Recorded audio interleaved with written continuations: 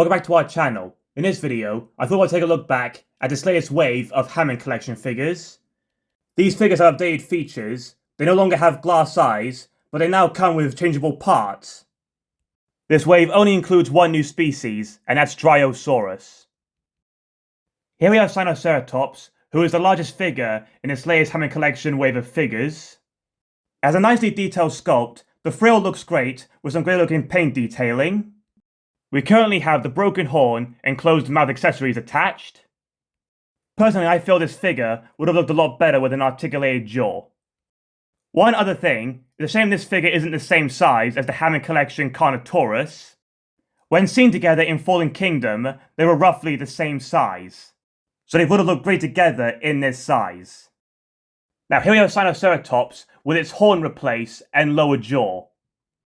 We now have a complete horn replacing the damaged one.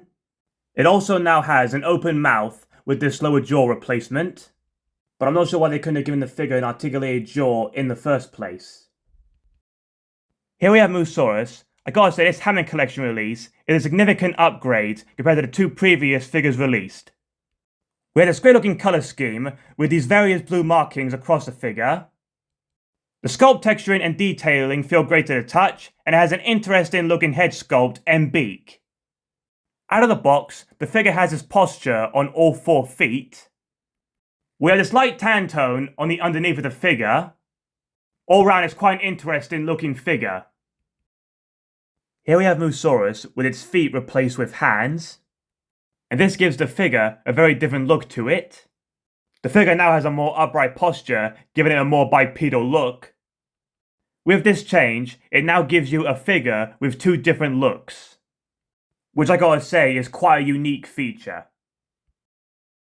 Here we have Ornitholestes, who is not a brand new species from Mattel. This new style of figure has a mixture of feather and scale detailing. We have feathers across the top of the figure, which transition into scales on the lower part of the figure. The colour scheme on this figure looks pretty cool, with the various shades of brown and tan. I'm not too keen with the decision to revert back to the painted eyes, as I felt the glass eyes gave the figures that premium look.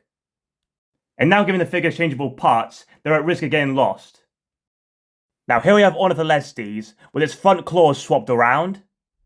And these front claws have more of a curved grip look to them. They have articulated wrist, and they also have painted claws. Finally, we have Dryosaurus, who is the only new species in this latest wave from the Hammond collection. It's a pretty cool looking figure, with a really nice colour scheme, with a mixture of green tones.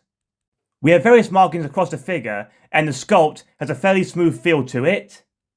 As you can see out of the box, it comes fitted with this open mouth accessory. And to me, this is the worst accessory in this wave of Hammond collection figures. After some time of trying to remove its lower jaw, we have it changed to the closed mouth.